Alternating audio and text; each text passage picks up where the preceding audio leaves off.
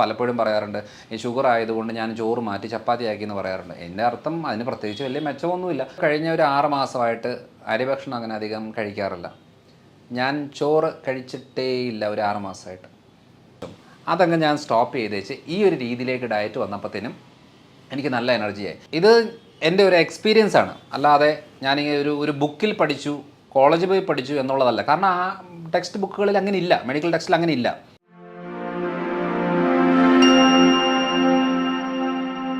Convo ഹെൽത്തിൻ്റെ പുതിയൊരു വീഡിയോയിലേക്ക് എല്ലാവർക്കും സ്വാഗതം.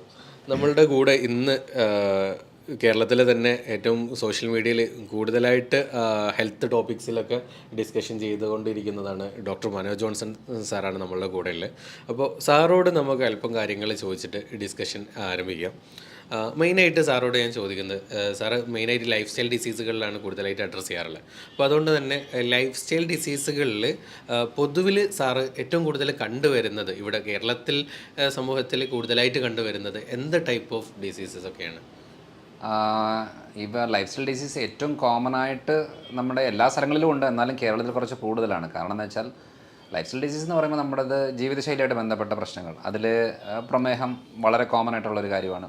പിന്നെ blood pressure, hyper tension, cholesterol പ്രശ്നങ്ങൾ, ഫാറ്റ് ലിവർ ബുദ്ധിമുട്ടുകൾ, വെരിക്കോസ് പ്രശ്നങ്ങൾ, തൈറോയ്ഡ് റിലേറ്റഡ് ബുദ്ധിമുട്ടുകൾ, ഒബേസിറ്റി, വെയിറ്റ് കൂടുന്ന കാര്യങ്ങൾ. അപ്പോൾ ലിസ്റ്റ് എടുത്ത് നോക്കുമ്പോഴത്തേനും കുറേ പ്രശ്നങ്ങൾ നമ്മൾ ജീവിതശൈലി രോഗങ്ങളുമായിട്ട് ബന്ധപ്പെട്ട് നമ്മുടെ നാട്ടിൽ, പ്രത്യേകിച്ച് കേരളത്തിൽ വളരെ കോമൺ ആണ്. അപ്പോൾ അങ്ങനെ വരുമ്പം എന്തുകൊണ്ടാണ് ഇത്രയും കാര്യങ്ങൾ കോമൺ ആണെന്ന് സ്റ്റഡി ചെയ്ത് പോയപ്പോഴാണ് അതിൻ്റെ കാര്യങ്ങൾ എന്താണെന്ന് മനസ്സിലായത്. ഇന്ത്യയിൽ ഏറ്റവും കൂടുതൽ മരുന്ന് കഴിക്കുന്ന ഒരു സ്ഥലമാണ് കേരളം. കാരണം നമ്മുടെ മനോരമയുടെ ആ സർവേയിൽ തന്നെ പലർക്കും അറിയാം,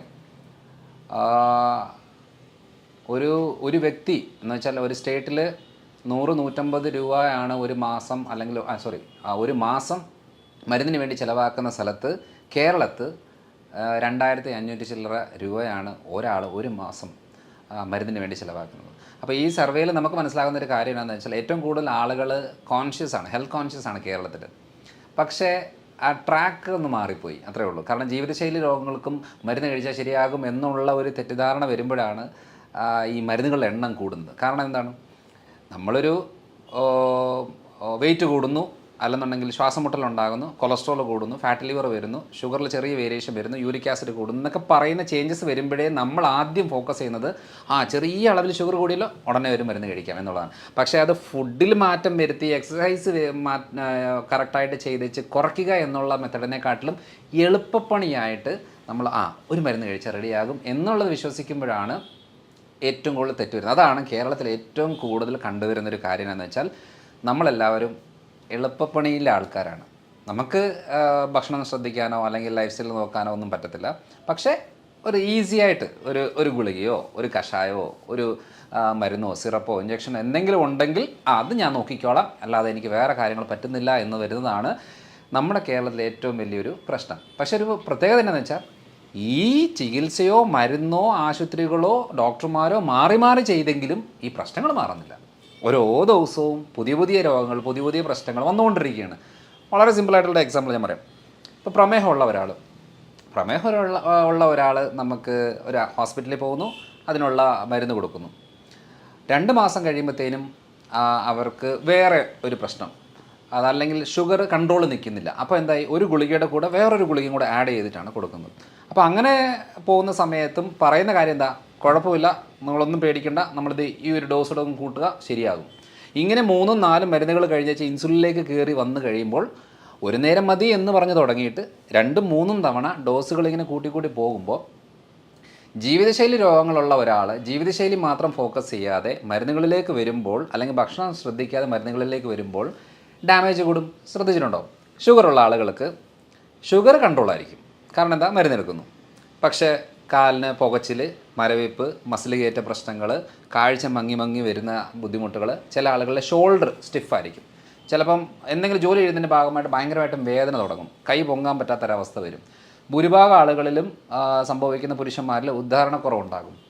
അപ്പം നമ്മൾ ഈ പറയുന്ന കാര്യങ്ങളെല്ലാം ബ്ലോക്കുകളാണ്. അതായത് ശരീരത്തിലെ രക്തക്കുഴലുകൾക്കെല്ലാം ബ്ലോക്കാണ്. പക്ഷേ ഇപ്പോൾ അവകാശപ്പെടും എൻ്റെ ഷുഗർ കൺട്രോളാണ്, അപ്പോൾ ഇങ്ങനത്തെ ഒരു ജീവിതശൈലിയായിട്ട് ബന്ധപ്പെട്ട് വരുമ്പോൾ മരുന്ന് കഴിക്കുന്നതിൻ്റെ കൂടെ പല കാര്യങ്ങളല്ലാത്തതുകൊണ്ട് അതിനെക്കുറിച്ചുള്ള ഒരു അവയർനെസ്സാണ് നമ്മുടെ നാടിന് ഏറ്റവും കൂടുതൽ ആവശ്യം. അതാണ് ഞാൻ ഏറ്റവും കൂടുതലായിട്ട് ചെയ്തുകൊണ്ടിരിക്കുന്നത്. അപ്പം കേരളത്തിലെ ഒരു ലൈഫ് സ്റ്റൈൽ ഡിസീസുമായിട്ട് ബന്ധപ്പെട്ട് നോക്കുമ്പോൾ ട്രാക്ക് ഒന്ന് മാറ്റിപ്പിടിക്കാനുള്ള സമയമായി എന്നുള്ളതാണ്. അല്ലാതെ ലൈഫ് സ്റ്റൈൽ ഡിസീസിന് മരുന്ന് കഴിച്ചാൽ ലെവലാകും എന്നുള്ളൊരു തെറ്റിദ്ധാരണ, അത് തെറ്റിദ്ധാരണ തന്നെയാണ്. കാരണം മരുന്ന് മാത്രം പോരാ, മരുന്ന് വേണം, പക്ഷെ മരുന്ന് മാത്രം പോരാ, അതല്ലാതെ വേറെ കുറേ കാര്യങ്ങളും ചെയ്യേണ്ടി വരും. ഡോക്ടർ പറഞ്ഞ ആ ഒരു ട്രാക്ക് മാറ്റി പിടിക്കണം എന്നുള്ളത് എപ്പോഴോ ചിന്തിക്കേണ്ട അടുത്ത് എത്തിയിട്ടുണ്ട്. ഷുഗറിൻ്റെ കേസിൽ പലപ്പോഴായിട്ടും പല ആളുകളും മെഡിസിൻസ് എടുക്കുന്നത്, പക്ഷേ ഒരു റിസൾട്ട് മാറ്റം എന്ന് പറഞ്ഞിട്ട് സാറ് പറഞ്ഞതുപോലെ തന്നെ ഇൻസുലിനിലേക്ക് എത്തുക, അത് ഒരു നേരത്തു നിന്ന് 2 നേരത്തിലേക്ക് എത്തുക എന്ന രൂപത്തിലേ പോകുന്നുള്ളൂ. പക്ഷേ നമുക്ക് ലൈഫ് സ്റ്റൈൽ ഡിസീസ് ആകുമ്പം അത് ലൈഫ് സ്റ്റൈൽ ചേഞ്ച് ചെയ്താൽ എന്താണ് മാറ്റം ഉണ്ടാവും എന്നുള്ളത് ഉറപ്പുള്ള കാര്യങ്ങൾ തന്നെയാണ്. അതിൽ ഒന്നാമത്തെ കാര്യം എന്ന് പറയുന്നത്, നമ്മളിപ്പോൾ ഇൻസുലിൻ എടുക്കുന്നു, ഒരു നേരം ഇൻസുലിൻ എടുക്കുന്നു, അത് 2 നേരമാക്കി 3 നേരമാക്കി പോകുന്ന സമയത്തിൽ പലപ്പോഴും ഇൻസുലിൻ ഡോസ് എന്തിനാണ് കൂട്ടുന്നത്? ആ ഡോസ് എടുത്തിട്ടും ഷുഗർ കൺട്രോൾ നിൽക്കാതെ വരുമ്പോഴാണ് ഡോസ് കൂട്ടുന്നത്. അപ്പോൾ നമുക്ക് ഡോസ് കൂട്ടാതെ എങ്ങനെ നോക്കാം? അപ്പോൾ നമുക്ക് ആ മെക്കാനിസം മനസ്സിലാവുമ്പം നമുക്കൊരു ഐഡിയ കിട്ടും. അതായത് ഫുഡ് കൺട്രോൾ ചെയ്യുന്നുണ്ട്, മരുന്ന് കഴിക്കുന്നുണ്ട്, എന്നിട്ടും ഷുഗർ കൂടുന്ന ആളുകളെന്ന് പറയുമ്പോൾ അവർ മെയിനായിട്ട് ഫോക്കസ് ചെയ്യേണ്ടത് മസിൽസിൻ്റെ കോൺട്രാക്ഷനും റിലാക്സേഷനും കറക്റ്റായിട്ട് മസിൽ ഗ്രോത്ത് കൂട്ടുക എന്നുള്ളതാണ് അതിനകത്ത് മെയിനായിട്ടുള്ള കാര്യം. ഈ അവയർനെസ് ഇല്ലെങ്കിൽ ഷുഗർ കുറയില്ല. അതായത് ഞാൻ നമ്മുടെ വയനാട്ടിലൊരു ഡോക്ടർ ആരാണെന്നറിയില്ല, ഒരു ഡയബറ്റോളജിസ്റ്റാണ്, ഈ ജിലേബിയോ മധുരമോ എന്തെങ്കിലും കൊടുത്തിട്ട് ഷുഗർ കുറയ്ക്കുന്നത് ഞാൻ കേട്ടിട്ടുണ്ട്. സത്യം പറഞ്ഞാൽ ഒത്തിരിയേറെ ആളുകൾ, ഡോക്ടേഴ്സ് തന്നെ അതിനെ എതിരായിട്ട് സംസാരിച്ചിട്ടുണ്ട്. പക്ഷേ അത് ശരിയാണ്. അതിനൊരു സയൻസ് എന്താണെന്ന് വെച്ചാൽ, ആ ഡോക്ടർ മെയിനായിട്ടും ഫോക്കസ് ചെയ്യുന്നത് എക്സസൈസ് മെത്തഡുകളാണ്. ഒരു 20-21 സ്റ്റെപ്പുകളുണ്ട്. ആ സ്റ്റെപ്പുകളാണ് ഏറ്റവും കൂടുതൽ ആവശ്യമുള്ളത്. അതിപ്പോൾ അതേ രീതി ചെയ്യണമെന്നില്ല. നമ്മൾ മസിൽസിന് നല്ല രീതിയിലുള്ള മൂവ്മെൻറ്റ് കൊടുത്തു കഴിയുമ്പോഴത്തേനും ഈ ഇൻസുലിനൊന്നും ആവശ്യമില്ല. ഇത്രയും പ്രോസസ്സ് കഴിഞ്ഞിട്ട് വേണം സെൽസിലേക്ക് കയറണം എന്നുണ്ടെങ്കിൽ അത്രയും പ്രോസസ്സ് കഴിയണം. മസിൽസിന് മൂവ്മെൻറ്റ് നല്ല അളവ് കൊടുത്തു കഴിഞ്ഞാൽ ഈ പെട്ടെന്ന് മസിൽസ് ഈ ഗ്ലൂക്കോസിനെ വലിച്ചെടുക്കും. അപ്പം പെട്ടെന്ന് ഷുഗർ ലെവൽ കുറയും. അപ്പം നമ്മളോട് നേരായിട്ട് മരുന്നും ഇൻസുലിനും എടുക്കുന്ന സമയത്ത് നേരായിട്ട് പറഞ്ഞു തരേണ്ട കാര്യം, ഈ മസിൽസ് ഗ്രോത്ത് കൂടണം, അന്നെങ്കിൽ മാത്രമേ ഷുഗർ കുറയത്തുള്ളൂ. പക്ഷെ നമ്മൾ ശ്രദ്ധിച്ചിട്ടുണ്ടോ, പ്രമേഹ രോഗികളുടെ എപ്പോഴും കൈയും കാലും ശോഷിച്ച് വരും. ഇൻസുലിൻ എടുക്കുന്ന ആളുകളുടേത് വണ്ണം കൂടി വരും. അപ്പോൾ ഇൻസുലിൻ എടുക്കുമ്പോൾ ഫാറ്റ് ഡെപ്പോസിഷൻ കൂടും. എന്ന് വെച്ചാൽ എവിടെയാണ്? വയറിൻ്റെ ഭാഗത്ത്. കൈയും കാലമൊക്കെ ശോഷിക്കും. അപ്പോൾ നമ്മൾ ഈ മെറ്റ്ഫോമിനോ അങ്ങനത്തെ എന്തെങ്കിലും ഗുളിക എടുക്കുന്ന സമയത്ത് ഫാറ്റ് ലോസ് ആകും, മസിൽ ലോസ് ആകും. അപ്പോൾ അങ്ങനെ വരുമ്പോൾ എന്നാന്ന് പറഞ്ഞാൽ വെയിറ്റ് കുറയും. ഇൻസുലിൻ എടുക്കുമ്പോഴത്തേന് വെയിറ്റ് കൂടും. അപ്പോൾ എങ്ങനെയാണ്? ശരീരപ്രകൃതം നോക്കുമ്പോൾ കൈയും കാലും നെഞ്ചും ശോഷിച്ചിരിക്കും, വയറ് മാത്രം വലുതായിട്ടിരിക്കും. കാരണം ഏറ്റവും കൂടുതൽ ഇൻസുലിൻ എടുക്കുന്ന വയറിൻ്റെ ഭാഗത്താണ്. അപ്പോൾ ഇവിടെ സൊല്യൂഷൻ എന്താ ചെയ്യേണ്ടത്? നമ്മൾ മെഡിസിനോ കാര്യങ്ങൾ എടുക്കുമ്പോൾ മസിൽ ബിൽഡപ്പ് ചെയ്യാനുള്ള കാര്യങ്ങൾ, അത് ഡംബിൾസ് യൂസ് ചെയ്യുവോ, പുഷപ്സ് ചെയ്യുവോ, പുല്ലപ്സ് ചെയ്യുവോ, ഏതെങ്കിലും രീതിയിലുള്ള മസിൽ ടയേർഡ് ആകുന്ന രീതി ചെയ്താൽ ഷുഗറും കൺട്രോൾ ആവും, മസിലും ഗ്രോത്ത് ആവും. അപ്പോൾ ഓട്ടോമാറ്റിക്കായിട്ട് ഷുഗർ കുറയും. സിമ്പിൾ കാര്യമാണ്, വളരെ സിമ്പിളായിട്ടുള്ള കാര്യമാണ്. അപ്പോൾ ഈ ഒരു ഐഡിയ നമുക്ക് കിട്ടിയെങ്കിൽ മാത്രമേ, ചിലവരല്ലേ ഫാസ്റ്റിംഗ് ഷുഗർ എൻ്റെ കൂടുതലാണ്, ഫുഡ് കഴിച്ചാൽ കുറവാണ്, അതിൻ്റെ അർത്ഥം എന്താ? മസിൽ ഗ്രോത്ത് ഇല്ല. അപ്പം മസിൽ സ്ട്രെങ്തനിങ് ആയാൽ ഫാസ്റ്റിംഗ് ഷുഗർ കുറയും. ഇതാണ് അതിൻ്റെ ബേസിക് ട്രിക്കാണ്. അതൊരു വളരെ സിമ്പിളായിട്ട് ചെയ്യാൻ പറ്റിയ കാര്യങ്ങൾ ഇതൊക്കെയാണ്. ഈ രൂപത്തിൽ നമുക്ക് ശ്രദ്ധിച്ചു കഴിഞ്ഞാൽ ഷുഗർ മാനേജ് ചെയ്ത് കൊണ്ടുവരാൻ പറ്റുന്നില്ല. അപ്പോൾ ഭക്ഷണ രീതിയിൽ എന്തെങ്കിലും ഇതിലുള്ള കാര്യങ്ങൾ ശ്രദ്ധിക്കേണ്ടത്? ഭക്ഷണ രീതിയിൽ വളരെ ഇമ്പോർട്ടൻ്റ് ആയിട്ട് ശ്രദ്ധിക്കേണ്ട ഒരു കാര്യം, നമ്മുടെ ഒരു കാഴ്ചപ്പാടിൽ പൊറോട്ടയും ബീഫും കപ്പയും മീനും കൂന കൂട്ടി ചോറ് കഴിക്കുന്നതുമാണല്ലോ നമ്മുടെ ഒരു ട്രെൻഡ്. ഇപ്പം ഞാൻ ഇപ്പം കോഴിക്കോടും കണ്ണൂരും കോട്ടക്കലൊക്കെ കൺസൾട്ടേഷൻ്റെ ഭാഗമായിട്ട് വരുന്ന സമയത്ത് പലപ്പോഴും ഹോട്ടലിൽ നിൽക്കാറുണ്ട്, ഭക്ഷണം കഴിക്കാറുണ്ട്, പല വീടുകളിൽ പോകാറുണ്ട്. ഇപ്പോൾ ഇവിടെ എല്ലാം കാണുന്ന ഒരു കോമൺ കാര്യം എന്ന് പറയുന്നത് കൂടുതൽ അളവാണ്. കാരണം വയറ് നിറയണം. പിന്നെ ഏറ്റവും കൂടുതൽ ഈ മലബാർ ഏരിയയിൽ ഒരു പ്രത്യേകത എന്ന് വെച്ചാൽ കഴിപ്പിച്ചിട്ടാണ് സന്തോഷം പ്രകടിപ്പിക്കുന്നത്. എന്ന് വെച്ചാൽ വയറ് നിറയെ കഴിപ്പിക്കുക. അപ്പോൾ നമ്മൾ പോയിട്ട് കുറച്ച് കഴിക്കുമ്പോഴത്തേനും പറയും, ഒന്നും കഴിക്കുന്നതിന് ഒന്നും ഇഷ്ടമായില്ലേ എന്നുള്ള രീതിയാണ്. അപ്പോൾ ഇത് മലബാർ ഏരിയ മാത്രമല്ല, നമ്മുടെ നാട്ടിലൊരു കോമൺ ഒരു കൾച്ചർ എന്നാന്ന് വെച്ചാൽ ചോറ് കഴിച്ചെങ്കിൽ മാത്രമേ ഒരു ആരോഗ്യമുള്ളൂ എന്നുള്ളത്. എന്തിനാണ് ഈ അമേരിക്കയിലുള്ള ആൾക്കാരോട് നമ്മൾ പറയുകയാണ്, അതേ ബീഫും പൊറോട്ടയും കഴിച്ചിട്ടുണ്ടോ, സൂപ്പർ സാധനമാണ് എന്നൊക്കെ പറഞ്ഞു കഴിഞ്ഞാൽ അവർക്ക് എന്തെങ്കിലും വികാരമുണ്ടോ? ഒരു വികാരമില്ല. കപ്പയും മീനും നമുക്കാണെന്നുണ്ടെങ്കിൽ ഭയങ്കര എന്താ പറയുക, ഭയങ്കര ഒരു വികാരമാണ് കപ്പയും മീനും വരുമ്പോൾ. എന്തുകൊണ്ടാണ് യൂറോപ്യൻസിന് ഈ കപ്പയും മീനും പറയുമ്പോൾ ഒരു താല്പര്യമില്ലാത്തത്? കാരണം എന്ന് വെച്ചാൽ നമ്മൾ പഠിച്ച് വളർന്ന് നമ്മുടെ നാട്ടുകാർ വീട്ടുകാർ എല്ലാം ഈ ഒരു കൾച്ചറിലേക്ക് വരുന്നത് കൊണ്ട് നമുക്കിത് വലിയ കാര്യമാണ്. അപ്പോൾ ആ ഒരു വലിയ കാര്യമായുള്ള സംഭവം നമ്മൾ പറയുകയാണെങ്കിൽ നമ്മുടെ ഒരു സ്ഥലത്ത് നിന്നുകൊണ്ട് നമ്മൾ പറയുകയാണെങ്കിൽ ഇതാണ് ഏറ്റവും നല്ല ഫുഡ് എന്ന് പറയുമ്പം അപ്പം നമ്മളൊരു അത് അടപ്പിച്ചെടുത്താൽ പ്രശ്നമാണ്, മുഴകളുണ്ടാകും, ഫാറ്റ് ലിവർ ഉണ്ടാകും, തൈറോയ്ഡ് തുടങ്ങും, പ്രമേഹം തുടങ്ങും, ബ്ലോക്ക് ഉണ്ടാകും, വെയിറ്റ് കൂടും എന്നൊക്കെ പറയുമ്പം അത് ഉൾക്കൊള്ളാൻ നമുക്ക് ഭയങ്കര ബുദ്ധിമുട്ടാണ്. കാരണം നമുക്ക് ഇഷ്ടമുള്ള സാധനം അത്. അപ്പോൾ അങ്ങനെ ഒരു ഭക്ഷണത്തിലേക്ക് നമ്മൾ ഡൈവേർട്ട് ചെയ്തെങ്കിൽ മാത്രമേ കാര്യമുള്ളൂ.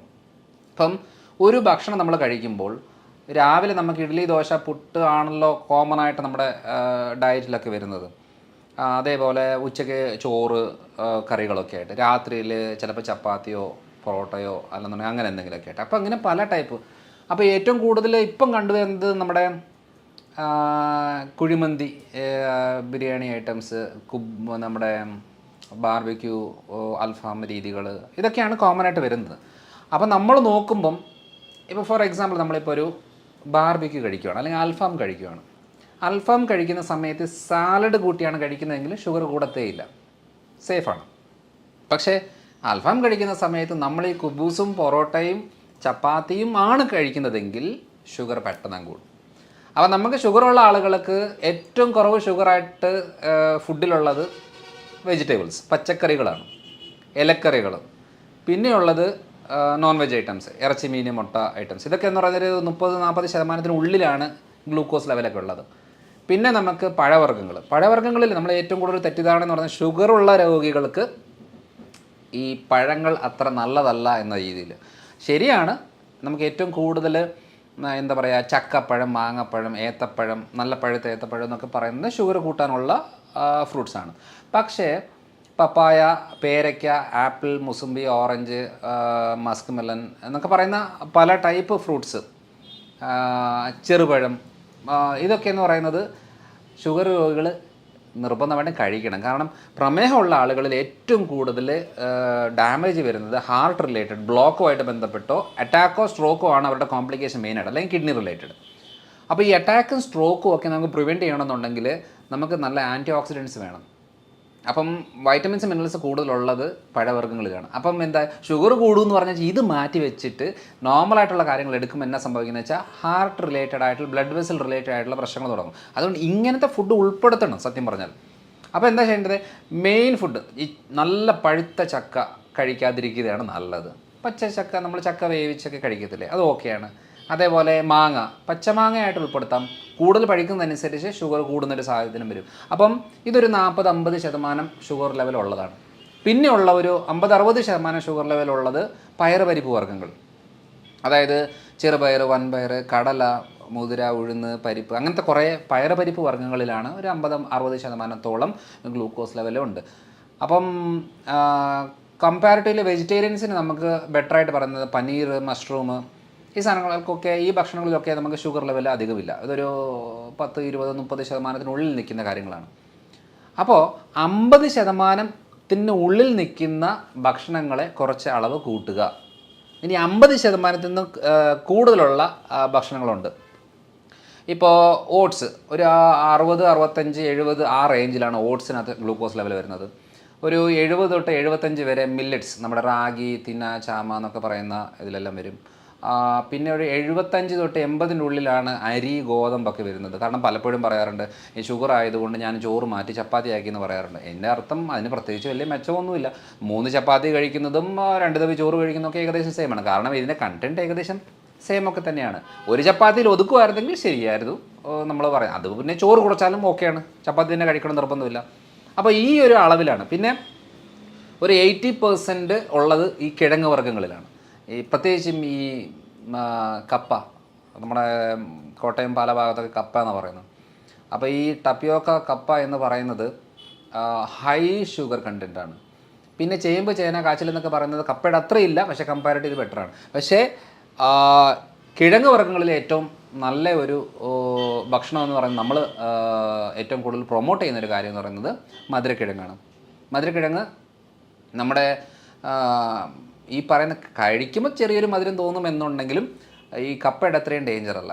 അപ്പം അത് ഷുഗർ ഉള്ളവർക്കും കുറച്ച് അളവിൽ കഴിക്കുന്നതുകൊണ്ട് യാതൊരു കുഴപ്പവും ഇല്ല. അപ്പോൾ ഈ ഒരു അളവിൽ നമ്മളിപ്പോൾ നോക്കുമ്പോൾ അളവ് കൂട്ടുകയും കുറയ്ക്കാനായിട്ട് നമ്മൾ അറിഞ്ഞെങ്കിൽ മാത്രമേ ഈ കാര്യം നടക്കത്തുള്ളൂ.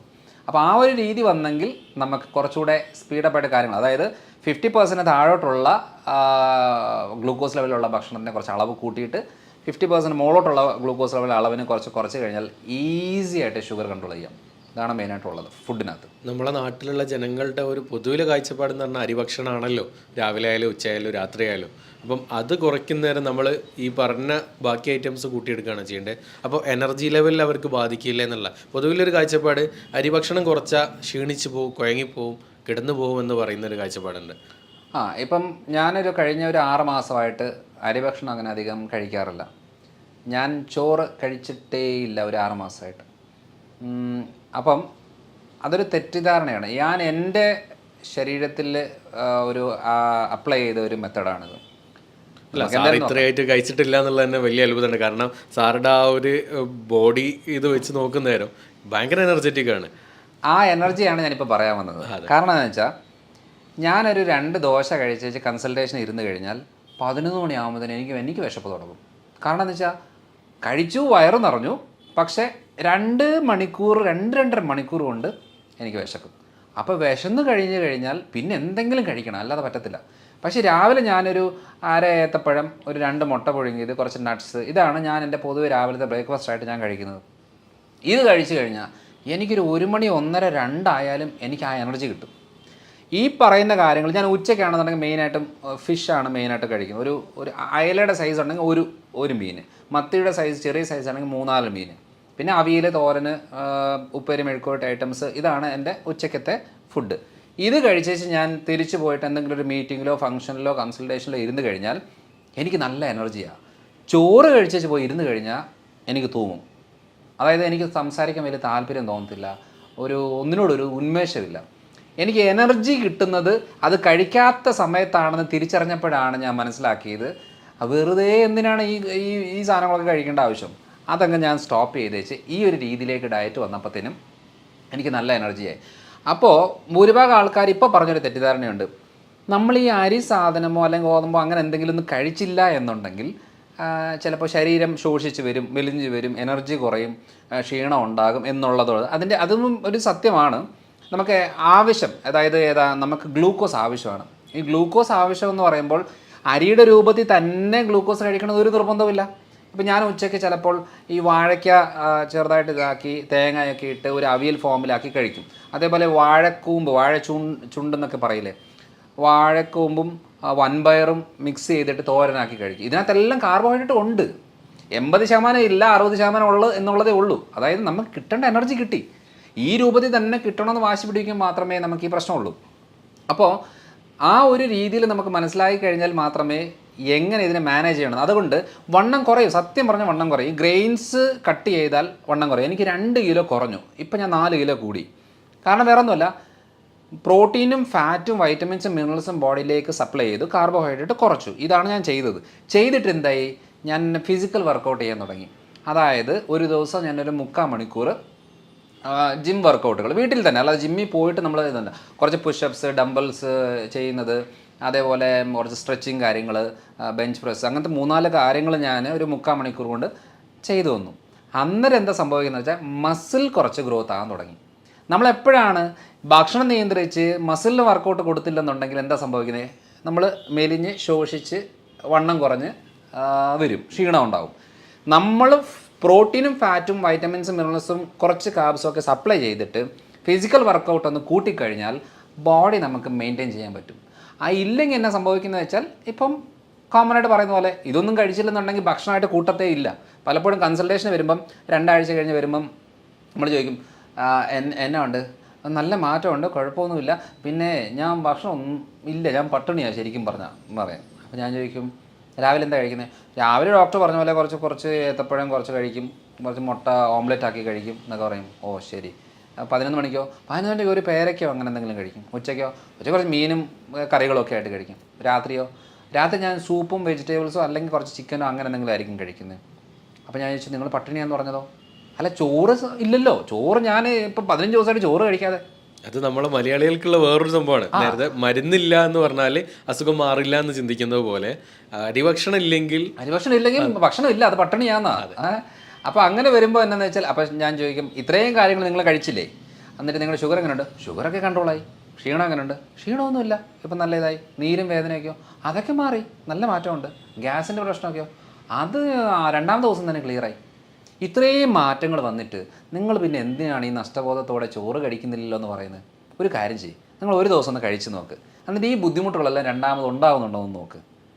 അപ്പോൾ ഇത് പറഞ്ഞു കൊടുക്കുമ്പോൾ പലരും ചിലപ്പോൾ 1 മാസമൊക്കെ കഴിഞ്ഞ് വരുന്ന സമയത്ത് പറയും, ഞാൻ പറയാം എന്നാൽ പിന്നെ കുറച്ച് ചോറൊക്കെ കഴിച്ചോ കേട്ടോ. പറയും വേണ്ട ഡോക്ടറെ, ഇത് സുഖമാണ്, എൻ്റെ വേദന പോയി, നീര് പോയി, ക്ഷീണം മാറി, ഷുഗർ കൺട്രോളായി, പുകച്ചിൽ മരവിപ്പൊക്കെ മാറി, എൻ്റെ ഗ്യാസിൻ്റെ പ്രശ്നം എൻ്റെ ഏറ്റവും വലിയ പ്രശ്നമായിരുന്നു, അത് ഫുള്ളായിട്ട് ക്ലിയറായി, എനിക്കിത് സുഖമാണ്, എനിക്കിനിയും വേണ്ട, എനിക്ക് പഴയ രീതിയിൽ പോകണമെന്ന് ഒരു താല്പര്യമില്ല. അപ്പം നമ്മൾ ചെയ്യുന്നത് എന്താ, ഒരു ലൈഫ് സ്റ്റൈൽ പറഞ്ഞു കൊടുത്തേച്ച് ചെയ്യിപ്പിച്ചിട്ട് അതിൻ്റെ എക്സ്പീരിയൻസ് വരുമ്പോൾ മാത്രമേ അവർക്കത് ഉൾക്കൊള്ളാൻ പറ്റത്തുള്ളൂ. അല്ലെങ്കിൽ ദൈവമേ ഇതൊക്കെ ഇങ്ങനെ കഴിച്ച് എങ്ങനെ ജീവിക്കും എന്ന് ചോദിക്കുന്നവരുണ്ട്. ഇപ്പോൾ ഞാനിപ്പോൾ പുറത്ത് പോകുന്ന സമയങ്ങളിലൊക്കെ എനിക്ക് വീട്ടിലെ ഒരു പ്രോട്ടോക്കോൾ ചെയ്യാൻ പറ്റത്തില്ല. അപ്പോൾ ഞാനിപ്പോൾ പുറത്ത് പോകുമ്പം ബിരിയാണി കഴിച്ചു എന്ന് വെച്ചു. ബിരിയാണി ഞാൻ ആ ഒരു ചിക്കൻ പീസ് ഉണ്ടെങ്കിൽ 2 ചിക്കൻ പീസ് എടുത്തേച്ച് ഒരു ഇത്രയും അതിൻ്റെ റൈസ് ഇത്രയും എടുക്കുകയുള്ളൂ. അപ്പോൾ നോക്കുമ്പം എൻ്റെ ബിരിയാണി മൊത്തം വേസ്റ്റാണ്. കാരണം അത് ചോറ് മൊത്തം ഞാൻ കഴിക്കത്തില്ല. ഞാൻ ഈ പീസുകൾ കഴിച്ച് കുറച്ച് സാലഡും കാര്യങ്ങളൊക്കെ എടുത്ത് വെച്ച് കഴിക്കും. അപ്പം എന്ന് വെച്ചാൽ നമ്മൾ എവിടെ പോയാലും ഇത് ശീലിക്കാൻ പറ്റും. ഞാനൊരു കല്യാണത്തിനോ ഫംഗ്ഷനൊക്കെ പോയി കഴിഞ്ഞാൽ ഞാൻ അവിടെയുള്ള എല്ലാ വെറൈറ്റിയും കഴിക്കും. പക്ഷേ ഞാൻ ഈ ചോറും ബിരിയാണിയോ അല്ലെങ്കിൽ ഫ്രൈഡ് റൈസ് ആ സാധനം തൊടത്തില്ല. എന്തെങ്കിലും ഫിഷോ ചിക്കനോ അല്ലെങ്കിൽ സാലഡ്സോ വെജിറ്റബിൾസോ അങ്ങനെ എന്തെങ്കിലും ഉണ്ടെങ്കിൽ അത് ഉൾപ്പെടുത്തി കഴിക്കും. അപ്പോൾ അങ്ങനെ വരുമ്പോൾ എന്താണെന്ന് വെച്ചാൽ നമ്മൾ ശ്രദ്ധിച്ചിട്ടുണ്ടോ, കല്യാണമോ ഫംഗ്ഷനോ പരിപാടിയൊക്കെ നമ്മൾ ഫുഡ് കഴിച്ച് കഴിഞ്ഞാൽ ഭയങ്കര ക്ഷീണമാണ്. പിന്നെ നമുക്ക് ആ ദിവസം ഒന്നിനും നമ്മളെ കൊണ്ട് കൊള്ളത്തില്ല. എവിടെയെങ്കിലും പോയി കടന്നാൽ മതി, ഇരുന്നാൽ മതി എന്നല്ലാതെ വേറൊരു ചിന്തയും കാണത്തില്ല. കാരണം എന്താണെന്നറിയോ, ഈ കഴിച്ച് അടിച്ച് കുഴച്ച് കയറ്റി കഴിയുമ്പോണ്ടല്ലോ ശരീരത്തിന് ആകെ വിഷമമാണ്, ബുദ്ധിമുട്ടാണ്. അപ്പോൾ എന്ത് ചെയ്യും, ഇനിയും ഈ വ്യക്തിക്ക് ഒരു എനർജി കൊടുത്തു കഴിഞ്ഞാൽ ഇവൻ വീണ്ടും പോയി കഴിക്കും. അപ്പോൾ അതുകൊണ്ട് തന്നെയാണ് എവിടെയെങ്കിലും ഒന്ന് തളർത്തി കടത്തിയിട്ട് വേണം ഇതൊന്ന് ദഹിപ്പിച്ച് ക്ലിയറാക്കി പുറത്തേക്ക് കളയാനും സ്റ്റോർ ചെയ്ത് വെക്കാനുമായിട്ട് ശരീരം നോക്കുന്നത്. പക്ഷേ ഞാനീ പറഞ്ഞ മെത്തേഡൊന്ന് ചെയ്ത് നോക്കിക്കേ, നമുക്ക് കല്യാണ ഫുഡൊക്കെ കഴിച്ച് കഴിഞ്ഞാൽ ഒരു കുഴപ്പമില്ല, നമുക്കൊരു എനർജി ആയിരിക്കും. പക്ഷേ ഈ ഒരു ലൈഫ് സ്റ്റൈൽ നമുക്ക് മനസ്സിലാക്കി എടുക്കണമെന്നുണ്ടെങ്കിൽ ചെയ്ത് നോക്കി അത് നമ്മൾ ആ എക്സ്പീരിയൻസ് ആയെങ്കിൽ മാത്രമേ മനസ്സിലാകത്തുള്ളൂ. എന്നിട്ട് പറ, ഷുഗർ കുറയുന്നുണ്ടോ, ക്ഷീണം കുറയുന്നുണ്ടോ, ബുദ്ധിമുട്ട് കുറയുന്നുണ്ടോ, നീർക്കെട്ട് എല്ലാവരും പറയുന്നത് ഇവിടെ വേദന, ഇവിടെ പിടിച്ച വേദന, ഇവിടെ പിടിച്ച വേദന, എല്ലായിടത്തും വേദനകളാണ്. ചോറ് കുറയ്ക്ക്, അരിയുടെ സാധനം കുറയ്ക്ക്, ആ നീർക്കെട്ട് മാറും. പക്ഷെ നമ്മൾ എന്ത് ചെയ്യും, എളുപ്പപ്പണിയിൽ വേദനയ്ക്ക് നീരിനും മരുന്നെടുക്കും. എത്ര നാളെടുക്കും? മരണം വരെ. അപ്പോൾ ഈ ഒരു കാര്യങ്ങൾ ആണ് ആ ഒരു മെത്തഡ് നമ്മൾ പറഞ്ഞു കൊടുത്ത് ശരീരത്തിനെ ഒന്ന് ഓർഡറാക്കി എടുക്കാനുള്ള കുറച്ച് മരുന്നുകളോ സപ്ലിമെൻറ്റ്സോ കുറച്ച് കാര്യങ്ങളൊക്കെ ചെയ്ത് കൊടുത്ത് അവരുടെ ലൈഫ് സ്റ്റൈൽ രീതികളിൽ അവരുടെ ജോലിയും അവരുടെ വീട്ടിലെ സാഹചര്യത്തിനനുസരിച്ച് മാറ്റം വരുത്തി കൊടുക്കുമ്പോഴാണ് ഐഡിയ കിട്ടുന്നത്. അല്ലാതെ മരുന്ന് കഴിച്ചിട്ട് തുമ്മൽ മാറിയ കേസുണ്ടോ? മരുന്ന് കഴിക്കും, തുമ്മൽ കുറയും, നിർത്തുമ്പോൾ തുമ്മലുണ്ടാവും.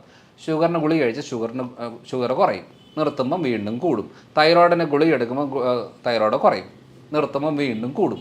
കൊളസ്ട്രോളിന് ഗുളിക എടുക്കുമ്പോൾ കൊളസ്ട്രോൾ കുറയും, നിർത്തുമ്പം വീണ്ടും കൂടും. കാരണം എന്താ, ഇവിടെ സംഭവം ഒന്നും ശരിയാകുന്നില്ല. പ്രശ്നം ഉണ്ടാകുന്നതിന് എല്ലാം കുറച്ച് കൊണ്ടുപോയിക്കൊണ്ടിരിക്കുകയാണ്. അപ്പം റൂട്ട് കോസ് മനസ്സിലാക്കി ക്ലിയർ ആക്കി കഴിഞ്ഞാൽ ഈസി ആയിട്ട് നിസ്സാരമായിട്ട് ക്ലിയർ ആക്കുന്ന കുറച്ച് കാര്യങ്ങളാണ്. അതാണ് ഇപ്പോൾ ഞാൻ കാലങ്ങളായിട്ട് ചെയ്തുകൊണ്ടിരിക്കുന്നൊരു രീതി. ഇതാണ് നമ്മൾ ഭക്ഷണക്രമത്തിൽ മനസ്സിലാക്കേണ്ട ഒരു കാര്യം. അപ്പോൾ നമ്മൾ ഈ ചിക്കനും ബീഫ് കഴിക്കുന്ന സമയത്ത് കൊളസ്ട്രോൾ കൂടുമെന്ന് പറയുന്നതിൽ എന്താണ് ശരിക്കും? ശരിയാ, നമ്മളിപ്പം റെഡ് മീറ്റ്സ് അത്ര നല്ലതല്ല കണ്ടിന്യൂസ് ആയിട്ട് എടുക്കുന്നത്. പക്ഷേ ഈ പറഞ്ഞ വറുത്ത് കോരി എടുക്കുന്ന അളവിലാണ് നമുക്ക് ഏറ്റവും കൂടുതൽ പ്രശ്നം വരുന്നത്. പക്ഷേ നമ്മളിപ്പോൾ ഒരു ബീഫ് കറി അല്ലെങ്കിൽ ബീഫ് കുറച്ച് വഴറ്റി ഒലത്തി എടുക്കുന്ന രീതിയിലേക്ക് വന്നു കഴിഞ്ഞാൽ വലിയ കുഴപ്പമില്ല.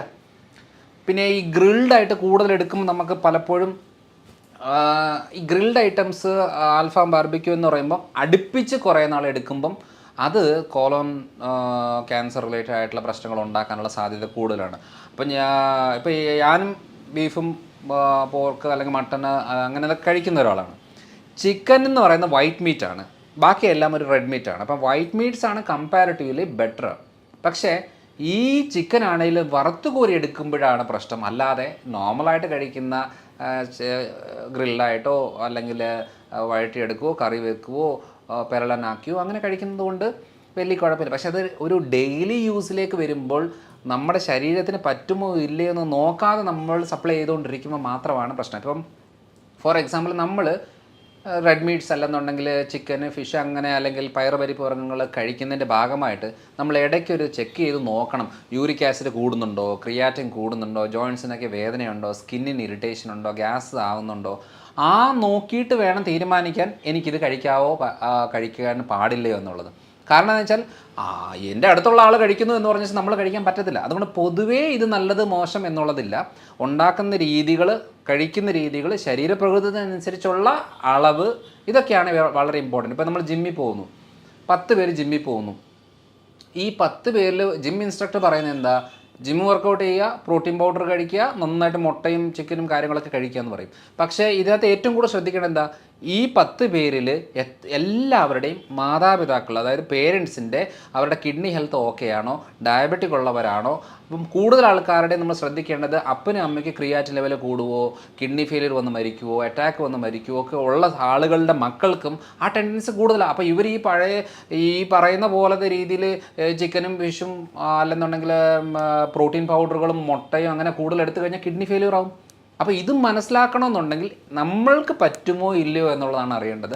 അല്ലാതെ ഇപ്പം ഒരു സാധാരണ തെറ്റിദ്ധാരണ എന്നറിയോ, മുട്ട കഴിച്ചാൽ കൊളസ്ട്രോൾ, പ്രത്യേകിച്ച് മുട്ടയുടെ മഞ്ഞ, ഈ മഞ്ഞക്കറി കഴിക്കുമ്പോൾ കൊളസ്ട്രോൾ ഉണ്ടാകും എന്ന് പറയുന്നത്, ഇപ്പം ഞാൻ 10-11 കൊല്ലമായിട്ട് ഒരു ദിവസം മിനിമം 3-4 മുട്ട കഴിക്കും ഒരു ദിവസം. അപ്പോൾ എൻ്റെ വീട്ടിൽ ഏറ്റവും കൂടുതൽ ചിലവ് വരുന്ന ഒരു ആഹാരവസ്തുവാണ് മുട്ട. കാരണം ഞാൻ ട്രേയിലാണ് കൊണ്ടുവരുന്നത്, 4-5 ട്രേ ആണ് ഒരാഴ്ചത്തേക്ക് കൊണ്ടുവരുന്നത്. കാരണം എൻ്റെ വീട്ടിൽ എല്ലാവരും മുട്ട കഴിക്കുന്നവരാണ്. എൻ്റെ വീട്ടിൽ അങ്ങനെ അരിക്ക് ഉപയോഗമില്ല അധികം, പക്ഷേ മുട്ട കൂടുതൽ കഴിക്കും. പക്ഷേ എൻ്റെ കൊളസ്ട്രോൾ 135-140 ആ റേഞ്ചിലേ ഉള്ളൂ. ഇതുവരെ അതിൻ്റെ മുകളിലോട്ടും പോയിട്ടില്ല. അപ്പോൾ ഞാൻ പറഞ്ഞു വന്നതെന്നു വെച്ചാൽ, മുട്ട കഴിച്ചിട്ടാണ് കൊളസ്ട്രോൾ ഉണ്ടാകുന്നതെങ്കിൽ വെറുതെ പുല്ല് തിന്നുന്ന പശുവിൻ്റെ ശരീരത്തിൽ എന്തോരം കൊളസ്ട്രോൾ, എന്തോരം കൊഴുപ്പ്, പാല് നിറയെ കൊഴുപ്പ്, ശരീരത്തിലും കൊഴുപ്പ്. പോത്തിറച്ചി കഴിച്ചാൽ കൊളസ്ട്രോൾ വരുന്നതെന്ന് പറഞ്ഞാൽ പോത്ത് എന്താണ്, മുട്ട കഴിച്ചിട്ടാണോ കൊളസ്ട്രോൾ ഉണ്ടായത്? അല്ല, വെറുതെ പുല്ല് തിന്ന പോത്തിനും കൊളസ്ട്രോൾ ഉണ്ടാകും. ഇങ്ങനെയാണ് ലിവറാണ് ഉണ്ടാക്കുന്നത്. അപ്പം നമ്മൾ ഹെൽത്തി ഫാറ്റ് ബോഡിയിലേക്ക് സപ്ലൈ ചെയ്താൽ അധികം ഫാറ്റ് ബോഡി ഉണ്ടാക്കത്തില്ല. അപ്പം ലിവർ കുറച്ചുകൂടെ സേഫാണ്. നമ്മൾ എന്ത് ചെയ്യുന്നു, അത് കൊഴുപ്പ് ഇത് കൊഴുപ്പ് ഇത് കൊഴുപ്പ് എന്ന് പറഞ്ഞാൽ മാറ്റി വെച്ച് നമ്മളുള്ള കാർബോഹൈഡ്രേറ്റ് മൊത്തം കഴിക്കുമ്പോൾ 3 ദോശ കഴിച്ചാൽ 1 ദോശ ഉപയോഗിക്കും, 2 ദോശ കൊഴുപ്പാക്കി ലിവർ കയറ്റി വെക്കും. അതാണ് ഈ ഫാറ്റ് ലിവർ ഉണ്ടാകുന്നത്. ചിലർ സ്ത്രീകളത് പറയും, ഞാൻ മദ്യം കഴിക്കാറേയില്ല, എനിക്ക് എങ്ങനെയാണ് ഗ്രേഡ് 2 ഫാറ്റ് ലിവർ വരുന്നത്? സിമ്പിൾ, രാവിലെ അരി, ഉച്ചയ്ക്ക് അരി, രാത്രി അരി, വേറെ വെറൈറ്റി ആയിട്ട് കഴിക്കുന്നു എന്നുള്ളതേ ഉള്ളൂ. സാധനം എല്ലാം സെയിം ആണ്. മദ്യത്തിന് എൻഡ് പ്രൊഡക്റ്റ് ഗ്ലൂക്കോസ്, ഈ പറയുന്ന കാർബോഹൈഡ്രേറ്റ് എന്ന് പറയുന്ന അരിയും ഗോതമ്പ് സാധനങ്ങൾ എൻഡ് പ്രൊഡക്റ്റ് ഗ്ലൂക്കോസ്. അപ്പോൾ കണ്ടൻറ്റ് സെയിം ആണ്. നമ്മൾ ഇത് ഒഫീഷ്യലായിട്ട് ഡൈനിങ് ടേബിൾ വെച്ചിരുന്ന് കഴിക്കുന്നു, അത് കുറച്ച് മാറി ഇരുന്ന് കഴിക്കുന്നു, എത്ര മാത്രമേ ഡിഫറൻസ് ഉള്ളൂ, സെയിം സാധനമാണ്. അതുകൊണ്ട് കൊളസ്ട്രോൾ പേടിച്ച് മാറ്റി വെക്കുന്നവരെ ശ്രദ്ധിച്ചോണം. 3 നേരം കഞ്ഞി കുടിച്ചാൽ അത് മതി ബ്ലോക്ക് ഉണ്ടാകാൻ. അല്ലാതെ ഈ മുട്ടയും ഇറച്ചിയും മീനും കഴിക്കുന്നതുകൊണ്ടല്ല കൊളസ്ട്രോൾ ഉണ്ടാകുന്നത്. അങ്ങനെയാണെന്നുണ്ടെങ്കിൽ ഈ പറയുന്ന കടുവയും പുലിയും സിംഹവും ഒക്കെ പണ്ടേ അറ്റാക്ക് വന്ന് മരിക്കേണ്ടതല്ലേ? കാരണം ഫുൾ ടൈം കഴിക്കുന്നത് ഈ ബീഫും ഇതൊക്കെ തന്നെയല്ലേ. അല്ലാതെ പ്രത്യേകിച്ച് അത് പഴങ്ങൾ കഴിക്കുന്നില്ല, ഇലക്കറികൾ കഴിക്കുന്നില്ല, പച്ചക്കറികളില്ല, ഒരു സാധനം കഴിക്കാതെ വെറുതെ ഇത് കഴിച്ചുകൊണ്ടിരിക്കുന്ന ഈ മൃഗങ്ങളൊക്കെ പണ്ടേ അറ്റാക്ക് വന്ന് തട്ടി പോകേണ്ടതല്ലേ? പോകുന്നില്ല. കാരണം എന്താ? കാരണം ആ ശരീരപ്രകൃതത്തിൻ്റെ മനസ്സിലാക്കേണ്ട ഒരു കാര്യം എന്ന് വെച്ചാൽ, അതുകൊണ്ട് ശ്രദ്ധിച്ചാൽ മതി. അതുകൊണ്ട് ഈ പറയുന്ന മൃഗങ്ങളൊക്കെ സ്ലിമ്മായിട്ട് സ്കെൽട്ടായിട്ടിരിക്കും. ഈ ഫുൾ ടൈം പഴങ്ങൾ കഴിക്കുന്ന ചിമ്പാഞ്ചിയെ കണ്ടിട്ടില്ലേ? ഇങ്ങനെയായിരിക്കുന്നത്. ആനയെ കണ്ടിട്ടില്ലേ? ഇങ്ങനെയായിരിക്കുന്നത്. എന്തുവാ? മുട്ടയുടെ മഞ്ഞയില്ല, ബീഫില്ല, ചിക്കനില്ല, ഒരു സാധനമില്ല. പക്ഷേ അതുകൊണ്ടാണ് വെജിറ്റേറിയൻ എന്ന് പറയുമ്പോൾ നമ്മൾ കൂടുതലും ഇഡ്ഡലിയും ദോശയും ഇടിയപ്പം അതേപോലെ ഉഴുന്നുവട പരിപ്പുവട എന്നൊക്കെ പറയുന്ന സാധനങ്ങളാണല്ലോ ശുദ്ധ വെജിറ്റേറിയൻ എന്ന് പറയുന്ന ആൾക്കാർ കഴിക്കുന്നത്. അവർക്കാണല്ലോ ഏറ്റവും കൂടുതൽ ബ്ലോക്ക് വരുന്നത്. എന്നാൽ പിന്നെ അവർക്ക് കൊളസ്ട്രോൾ വരാൻ പാടില്ല ഈ ഇത് കഴിക്കാതിരുന്നാൽ. അതുകൊണ്ട് ഭക്ഷണം എന്ന് പറയുമ്പം ഭക്ഷണത്തിലെ കൊഴുപ്പ് എന്ന് പറഞ്ഞാൽ ഒരു 20-25% മാത്രമേ ഭക്ഷണത്തിലെ കൊഴുപ്പ് കൂട്ടത്തുള്ളൂ.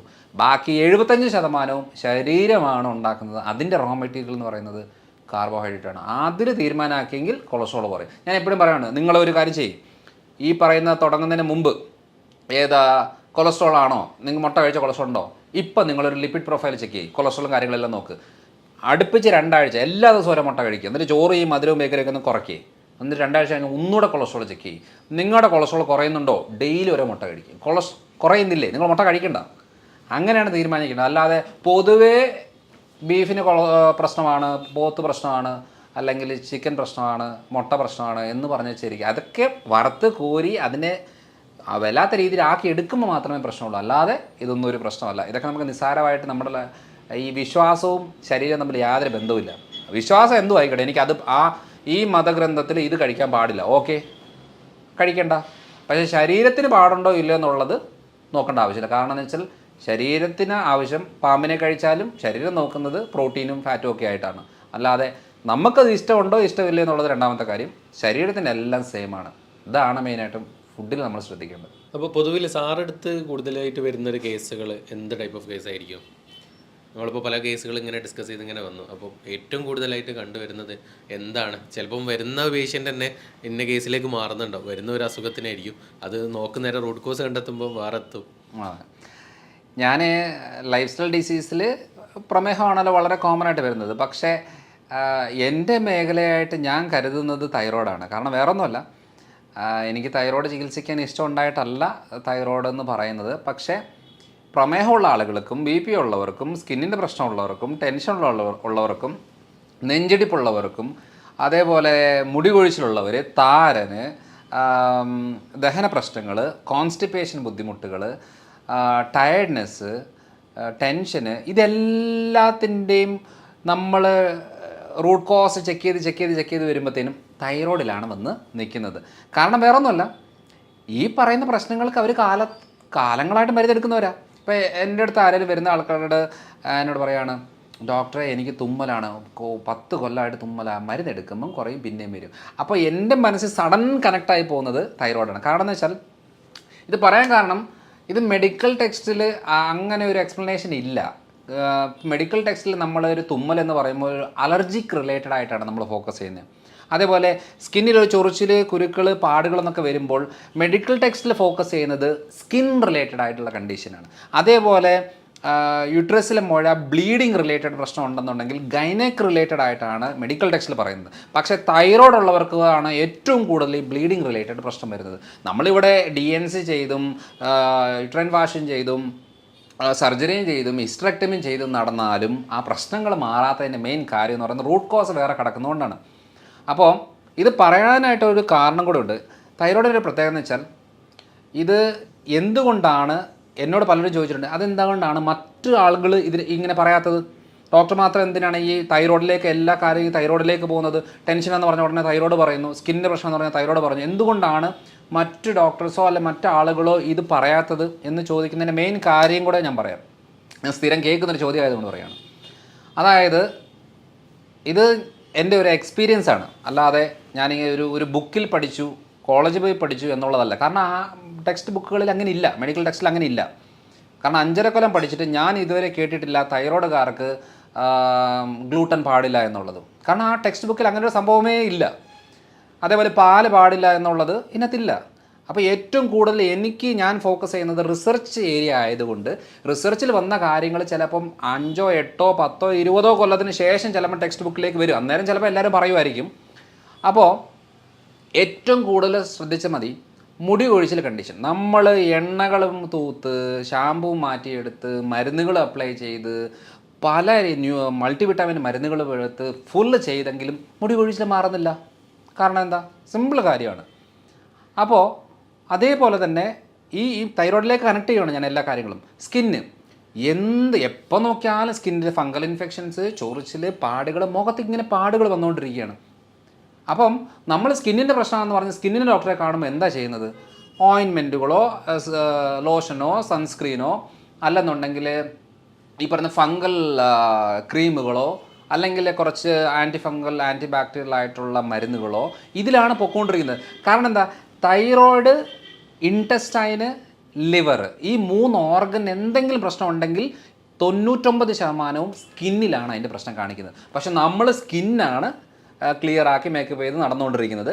ഇവിടെയാണ് ആക്ച്വൽ പ്രശ്നം കിടക്കുന്നത്. അപ്പോൾ സ്കിന്നിൻ്റെ പ്രശ്നം എന്ന് വന്നാലും ഞാൻ കണക്ട് ചെയ്ത് നോക്കുന്നത് തൈറോയ്ഡ് ഉണ്ടോ എന്നുള്ളതാണ്. കുട്ടികളുണ്ടാവുന്നില്ല, കൺസീവ് ആവുന്നു, എബോഷനായി പോകുന്നു, തൈറോയ്ഡാണ്, കണ്ണടച്ച് പറയാൻ തൈറോയ്ഡാണ്. പക്ഷേ നമ്മളെന്ത് ചെയ്യും? IVF എടുത്ത് 2 പ്രാവശ്യം 3 പ്രാവശ്യം 5 പ്രാവശ്യമൊക്കെ എടുത്ത് വെറുതെ അബോഷനായി പോകുന്ന കണ്ടീഷൻ ആവശ്യം പോലുണ്ട്. എന്നാലും നോർമൽ തൈറോയ്ഡ് മാത്രം ചെക്ക് ചെയ്തിട്ട് പറയും നമുക്ക് തൈറോയ്ഡ് ഇല്ല എന്നുള്ളത്. പക്ഷേ തൈറോയ്ഡിൽ എന്ന് പറയുന്നത് എത്ര 10ലധികം രോഗാവസ്ഥകൾ തൈറോയ്ഡിലുണ്ട്.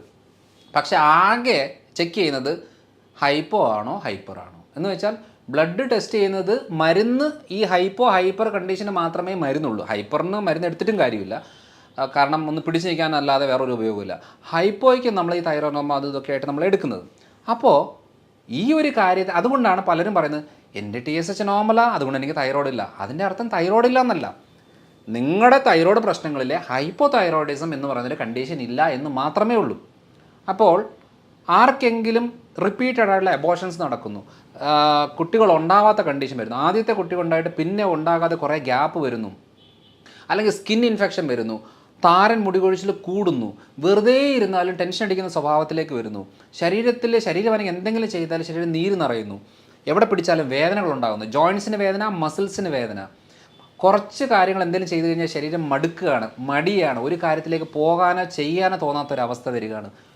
ഇങ്ങനെയൊക്കെ വരുമ്പോൾ നമ്മൾ ആദ്യം ആലോചിക്കുന്നത് എന്താണെന്ന് വെച്ചാൽ തൈറോയ്ഡ് ഗ്ലാൻഡ് പ്രവർത്തിക്കുന്നില്ല പ്രോപ്പറായിട്ട്.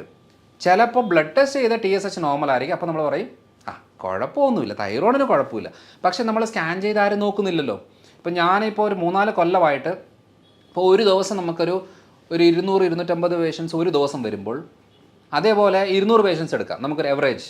10 ദിവസം ആകുമ്പോഴത്തേന് ഒരു 2000 പേര്, 30 ദിവസം ആകുമ്പോഴത്തേന് 6000 പേര്, 10 മാസം ആകുമ്പോഴത്തേന് 60000 പേര്, ഒരു കൊല്ലം ഒരു 75000 പേര് മിനിമം നമ്മൾ കൺസൾട്ട് ചെയ്യുന്നുണ്ട്. നമുക്ക് 25,000 മാറ്റിക്കോ, ഒരു 50,000 പിടിച്ചോ. ഒരു 4 കൊല്ലമായിട്ട് 2 ലക്ഷം പേരെയാണ് ഈ 4 കൊല്ലത്തിൽ നമ്മൾ കൺസൾട്ട് ചെയ്തിട്ടുള്ളത്. ഈ പറയുന്ന ആളുകളിലെല്ലാം ഞാൻ അപ്ലൈ ചെയ്ത് നോക്കുന്നത് എന്താണെന്ന് വെച്ചാൽ റിസർച്ചിൽ എന്ത് പറഞ്ഞു, ഇവർക്ക് ഗോതമ്പ് നിർത്തും, TSH നോർമലായിരിക്കും, പ്രശ്നങ്ങളെല്ലാം കിടക്കും, ഗോതമ്പ് സ്റ്റോപ്പ് ചെയ്യുമ്പോഴത്തേന് ഇവരുടെ നീർക്കെട്ടും വേദനയൊക്കെ കുറയും. എന്ന് വെച്ചാൽ വെയിറ്റ് കൂടിക്കൊണ്ടിരിക്കുന്നവരുടെ വെയിറ്റ് കുറയും. ഇത് മെഡിക്കൽ ടെസ്റ്റ് ഇല്ലാത്തതുകൊണ്ട് എന്ത് പറയും, ബാക്കി എല്ലാവരും മരുന്നെടുത്തോ ബാക്കിയെല്ലാം ഓക്കെയാണ്, കാരണം TSH നോർമലാണല്ലോ. അപ്പോൾ TSH നോർമലാണ് ശരിയാ, പക്ഷേ ഡോക്ടറെ ഞാൻ കുറേ കാലങ്ങളായിട്ട് ഈ തൈറോയിഡിന് മരുന്ന് കഴിക്കുന്നു, എൻ്റെ മുടി കൊഴിച്ചിലും മാറുന്നില്ല, വെയിറ്റ് കൂടി വരുന്നു, മുഴകളുണ്ടാകുന്നു, ടെൻഷൻ വരുന്നു, ക്ഷീണം വരുന്നു, വേദനകളുണ്ടാകുന്നു, ഇതെല്ലാം ഉണ്ട്. അപ്പോൾ പറയുന്നത് എന്താ, ഇത് വേറെ പ്രശ്നമാണ്, നിങ്ങൾ പോയിട്ട് വേറെ ഡോക്ടറെ കാണുക എന്നുള്ളതാണ് പറയുന്നത്. പക്ഷേ ഇതൊന്നും വേറെ പ്രശ്നമല്ല. നിങ്ങൾ ആ തൈറോയ്ഡ് ഗ്രന്ഥി നന്നായിട്ട് പ്രവർത്തിക്കാൻ തുടങ്ങിയാൽ ഈ തല തൊട്ട് കാല് വരെയുള്ള പ്രശ്നങ്ങൾ ക്ലിയർ ആകും. പക്ഷേ എന്താ ചെയ്യുന്നത് വെച്ചാൽ അങ്ങനെ ഒരു കാര്യം നമ്മൾ പൊതുവേ മെഡിക്കൽ കോളേജുകളിൽ പഠിപ്പിക്കാത്തത് കൊണ്ട് എന്നാ സംഭവിക്കുന്നതെന്ന് വെച്ചാൽ തൈറോയ്ഡ് നോർമലാണല്ലോ നിങ്ങൾ വേറെ ചെയ്തു എന്നാണ് പറയുന്നത്. പക്ഷേ ആക്ച്വലി ചെയ്യേണ്ട കാര്യം ലിവർ, ഇൻറ്റസ്റ്റൈൻ ഈ 2 അവയവങ്ങൾ പ്രവർത്തിക്കാൻ തുടങ്ങിയെങ്കിൽ മാത്രമേ ഈ തൈറോയിഡിന് മരുന്നെടുത്താൽ ആ മരുന്ന് ശരീരത്തെ പിടിക്കത്തുള്ളൂ, അല്ലെങ്കിൽ ഏക്കത്തുള്ളൂ. കാരണം ഏറ്റവും കൂടുതൽ ഈ T4 കൺവേർട്ട് ചെയ്ത് T3 ആകുന്നതും അബ്സോർപ്ഷൻ നടക്കുന്നതും എല്ലാം ലിവറിലും കുടലിലും ഒക്കെയാണ്. നമ്മൾ മരുന്നെടുക്കുന്നതിന് ബ്ലഡിൽ ഓക്കെ ആണെന്ന് പറഞ്ഞാൽ ഓക്കെ അല്ല. പലപ്പോഴും സംഭവിക്കുന്ന കാര്യം എന്താണെന്ന് വെച്ചാൽ അവർക്ക് എപ്പോഴും മരുന്നെടുക്കുന്നതിൻ്റെ ഭാഗമായിട്ട് ബ്ലഡിലെല്ലാം നോർമലാണ്, ഒരു കുഴപ്പമില്ല, പക്ഷെ അവർക്ക് തല പൊങ്ങാൻ പറ്റത്തില്ല. അവസാനം നമ്മൾ അടുപ്പിച്ച് പോയി കഴിയുമ്പോൾ ഡോക്ടർ എന്ത് പറയും, നിങ്ങൾ പോയി സൈക്കാട്രിസ്റ്റിനെ കാണണം, കാരണം ഇത് ടെൻഷനാണ്, നിങ്ങളുടെ തോന്നലാണ്, ഇതൊക്കെ എല്ലാവർക്കും ഉള്ളൊരു കാര്യമാണ് എന്ന് പറയുമ്പോൾ നമുക്ക് തന്നെ ശരിക്കും എനിക്ക് വല്ല മാനസികമാണോ, കാരണം എൻ്റെ ടെസ്റ്റ് ചെയ്തിട്ട് ബ്ലഡ് എല്ലാം ഓക്കെയാണ്, ഒരു കുഴപ്പമില്ല, സ്കാൻ ചെയ്തിട്ടും കുഴപ്പമില്ല, പിന്നെ എന്താ എൻ്റെ പ്രശ്നം എന്ന് ആലോചിക്കുമ്പം അപ്പം ശരിയാണ് ഡോക്ടർ പറഞ്ഞത് തന്നെ ആയിരിക്കും.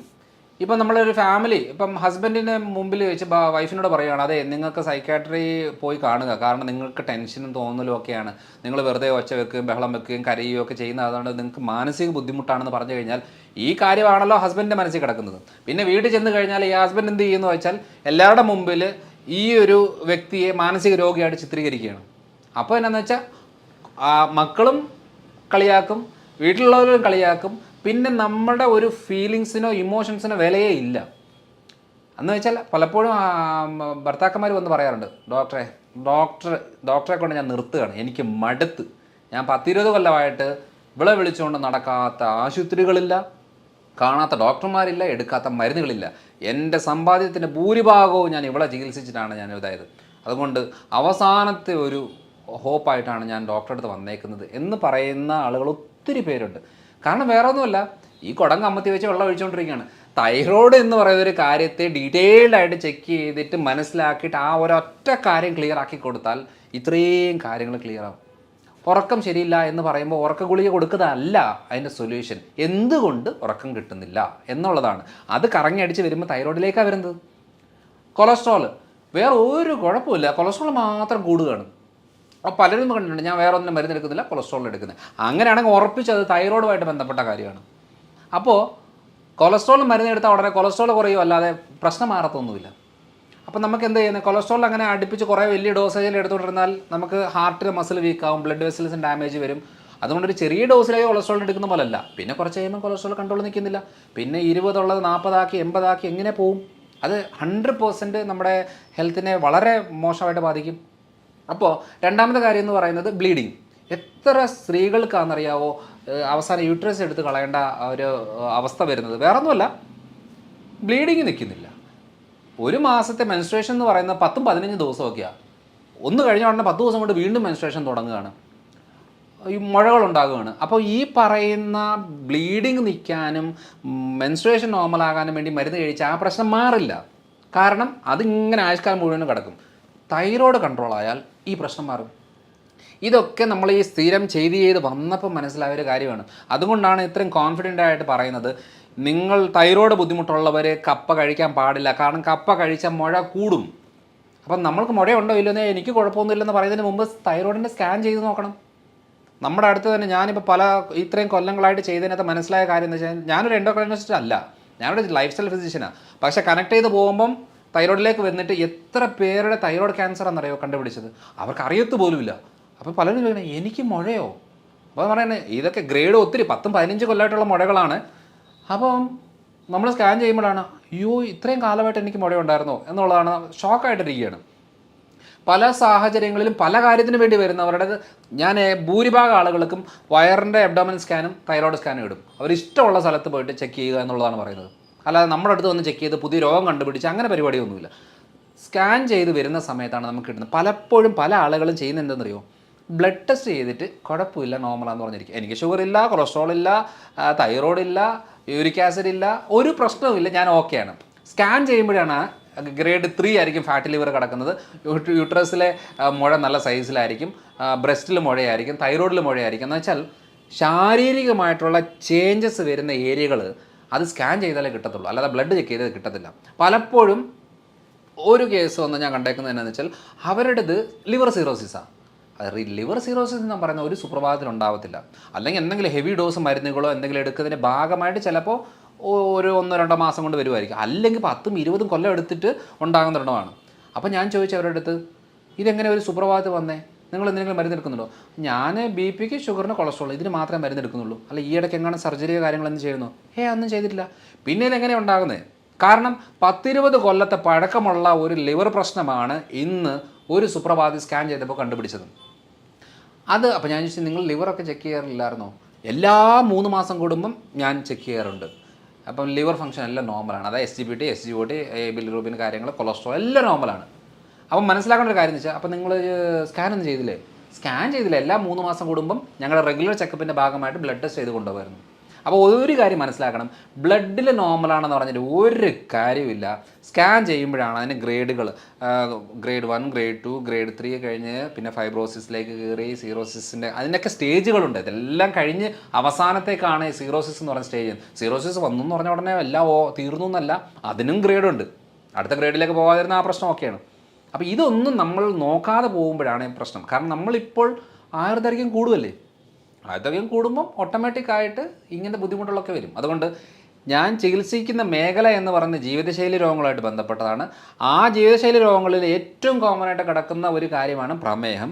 പക്ഷേ ആ പ്രമേഹത്തിനെക്കാട്ടിലും കോമൺ ആളുകൾക്ക് ഞാൻ ഒരു 100 പേരെ ചികിത്സിച്ച 80 പേരുടെ പ്രശ്നവും അവർക്കറിയാത്ത കാര്യമായിരിക്കും. അത് കണക്ട് ചെയ്ത് വരുമ്പം തൈറോയിഡിലേക്കാണ് വരുന്നത്. തൈറോയ്ഡ് ക്ലിയർ ആക്കി കൊടുക്കുമ്പോഴത്തേനും ഉറക്കമില്ലാത്തവർക്ക് ഉറക്കം കുറയും, വേദന നീർക്കെട്ട് ഉള്ളവർക്ക് അത് കുറയും, സ്റ്റിഫ്നെസ് കുറയും, ക്ഷീണം മാറും, വെയിറ്റ് കുറയും, വെരിക്കോസ് ബുദ്ധിമുട്ടുകൾ കുറയും, ഗ്യാസിൻ്റെ പ്രശ്നം കുറയും. ഒത്തിരി കാര്യങ്ങൾക്ക് മാറ്റം വരുന്നത് ഈ ഒരൊറ്റ കാര്യം ചെയ്യുമ്പോഴാണ്.